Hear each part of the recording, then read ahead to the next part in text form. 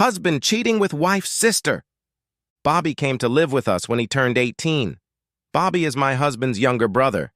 He was accepted to a local college, and instead of staying in the dorms, he saved money by living with us. I didn't mind. He was always a sweet kid. My husband Dennis and I have been married for 4 years. I'm 28 now, he's 30. We met when I went to work in his family business. I was 23 years old. We got married when I was 24. Bobby worked there too, so I've known Bobby for 5 years. Dennis's mom got pregnant at 18 and had Dennis. She had Bobby when she was 30. Must have gotten knocked up. I was hoping Bobby's move would force Dennis to be home more. For the past year, we seemed to be drifting apart. We moved to our town when Dennis's family opened a new branch. Dennis was put in charge of running it. It was a great opportunity, a chance to build a new territory from the ground up. He spent more and more time in the office. I knew he was working hard for us so we could expand our family. He kept putting off having children, saying he wanted to be financially secure. Dennis worked harder and harder. When we met, Dennis pursued me relentlessly. He was always a gentleman and never did anything to hurt me, but he approached me with the same eagerness with which he made a deal. He would often say, "Nancy, I don't know who sent you here to work, but I owe them everything I have." I was flattered by the attention of this handsome man. He had a great job and everyone liked him. Our wedding was perfect. Almost immediately after the wedding, things started to change. Instead of pursuing me, Dennis started taking me for granted. He used to take me with him and we would go to plays and concerts. Now I had to beg him to take me with him. Bobby adored Dennis. He idolized his big brother. When we met, Bobby was 13. I could see by the way he looked at me that he idolized me too. He was always following me around and trying to do things for me. It was so sweet and honest. I was honored. He was and still is a great kid. Unfortunately, when Bobby moved out, it had the opposite effect on Dennis. He stopped coming home altogether. I share everything with my sister Janie. She lives about a mile from here. We see each other a lot. I told her I want my husband, and I don't know what's going on. Why isn't he around all the time? Janie assures me that Dennis loves me and that he is working hard to provide for me and our future children. I want to believe that. In Dennis's absence, my main human contact has become Bobby. We spend a lot of time together. Bobby idolizes me, always helps around the house. When I come home, he's got dinner ready. When I leave for work, he has coffee ready and is always ready to compliment me. We spend a lot of time together talking, watching TV, and hanging out. He's my main confidant. We've even discussed how much I miss Dennis. He is full of sympathy and often comforts me by telling me how beautiful I am, and that he thinks Dennis misses a lot by rarely seeing me. When I get up in the morning, Dennis is usually already gone. I look at myself in the mirror. At 5 feet 6 inches tall and 105 pounds, give or take 5 depending on how much I eat. I'm slender, with perky 34B breasts and wearing a nice push-up bra. I wonder why Dennis doesn't always find me attractive. I go to get my coffee and Bobby has already made it. He's always around to compliment me. I don't think I realized how much I needed them. I never thought about it, but I was looking at my outfits and instead of thinking if Dennis would like it, I started thinking if Bobby would like it. I don't think it's all of a sudden. It happened gradually. I think socializing makes you feel closer. I started looking forward to my dinners with Bobby. I stopped asking Dennis often about dinners and outings. Sometimes, when Dennis was home, it almost felt like an intrusion. I think this is where the part I'm not proud of begins. Looking back, I realize I should have made some decisions, but I really didn't understand what was going on. One day I came home early. Bobby was lying by the pool. He hadn't heard me come in. He was lying by the pool in his surf shorts and sunbathing. Somehow I looked at him in a new way. He looked like a taller, lankier version of Dennis. Broad shoulders, thin waist, muscular arms. I thought how good-looking he was and wondered why he didn't date. I decided to join him at the pool and went to my room to put on my swimsuit. I got several. I chose the skimpiest tie-up bikini I could find. There was nothing indecent about it. It could be worn to any beach, but it showed a lot of body. I grabbed a towel and headed for the pool. "Wow, you look great," he said when he saw me. I couldn't help myself and turned around so he could see the whole suit. "Do you like it?" "Definitely. I don't think I've ever seen anyone look better in a bikini." "Oh, come on. Your school must be full of cute little teenage girls who look better in bikinis." "Maybe, but I compare every girl I know to you, and so far none have stood up to the comparison." Wow, that felt good. I felt a shiver run down my back. He was using me as a yardstick for other women. How cool that was. I laughed and said, "Well, I guess you'll find her." And I went to jump in the pool. In doing so, I may have shook my hips a little more. I could feel him watching me. I jumped into the pool and swam a few laps. "Ati?" He jumped up and dove into the water. He swam up to me, grabbed my legs, and dragged me into the deep end. We wrestled in the water for a bit, splashing and pushing each other. At one point, he grabbed me, lifted me above his head, and was about to throw me in. I felt his hand very keenly. The bottom of my bikini was riding up a little, and he put a strong hand on my ass as he lifted me up. I savored the feeling. When he left me, I was sad that I no longer had his hand on my ass. I swam over and wrapped my legs around his waist and tried to dip him. When he pushed me, I slid further down his body. Suddenly, I realized that my legs were around his ass, and I pressed my groin against him. Mixed feelings of guilt and arousal filled me. It had been a long time since Dennis and I had had sex.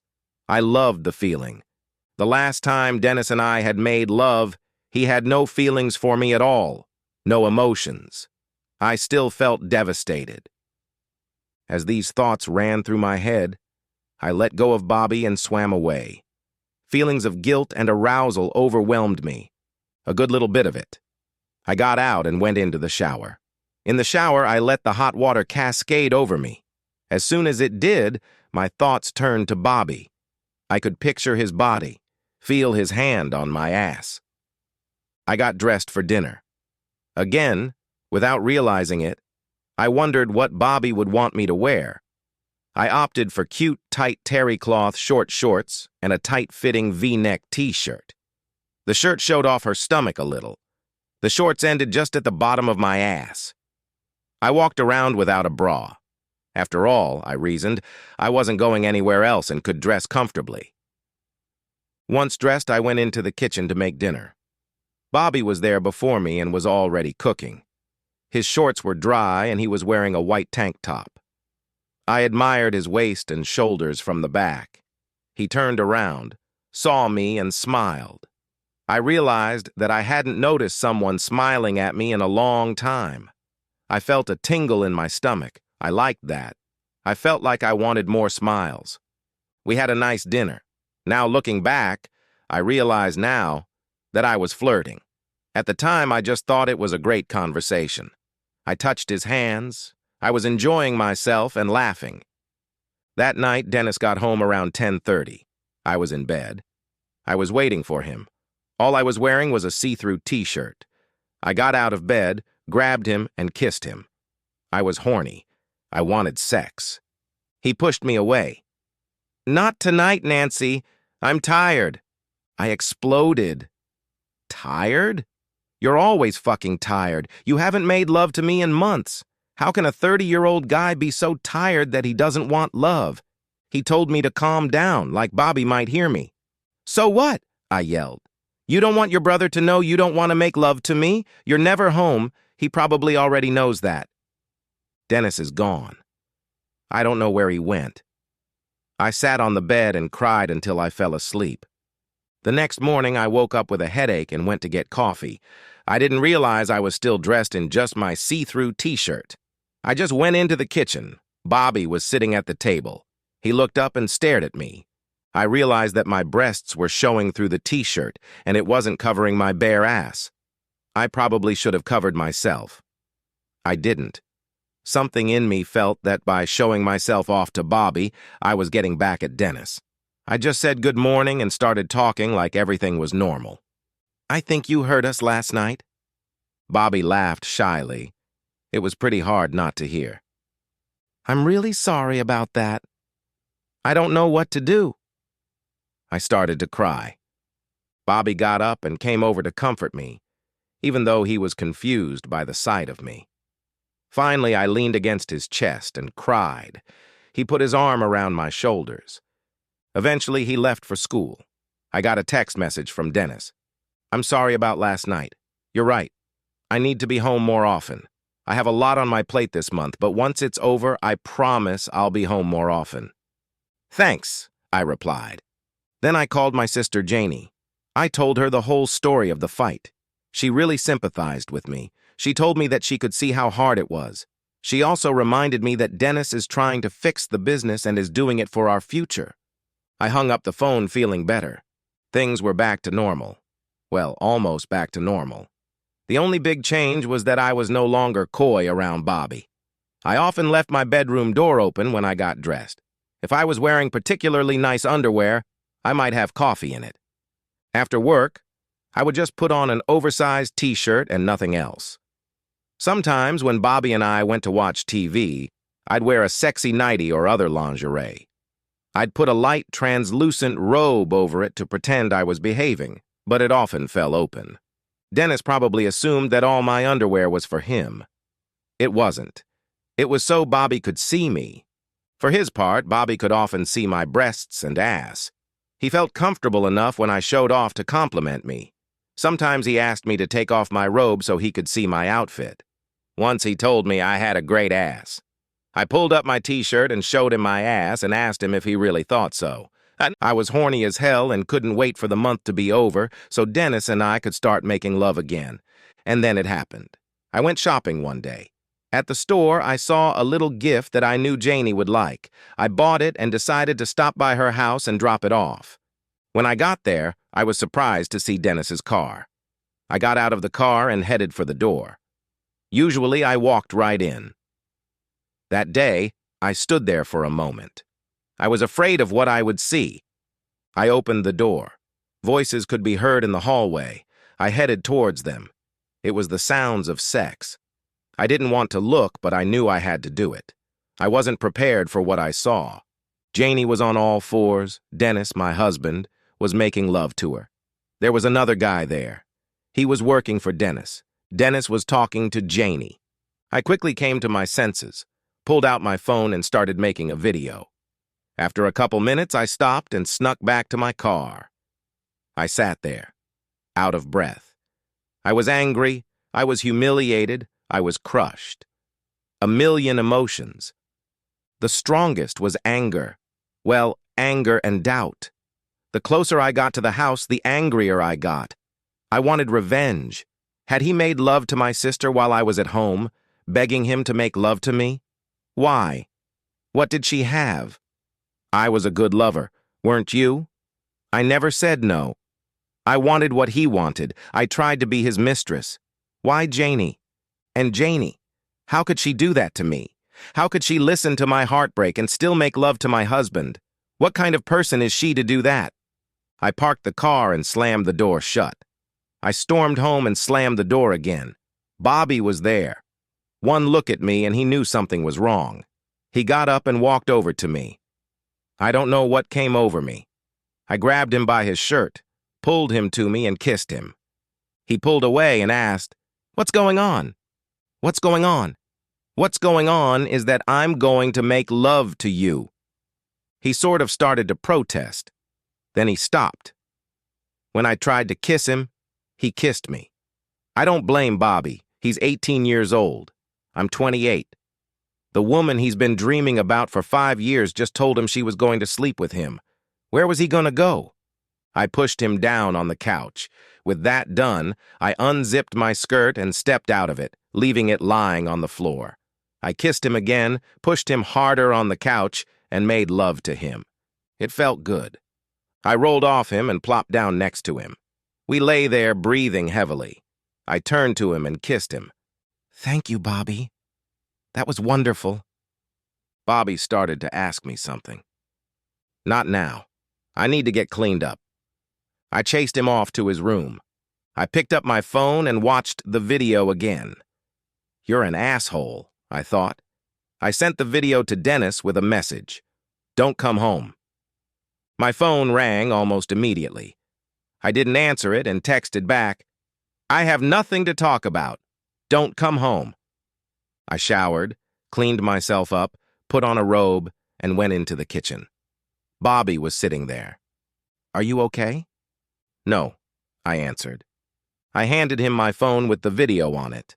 Bobby said, Oh my God, I'm so sorry. He came over to me and put his arms around me and pulled me against him. I burst into tears. My phone rang again.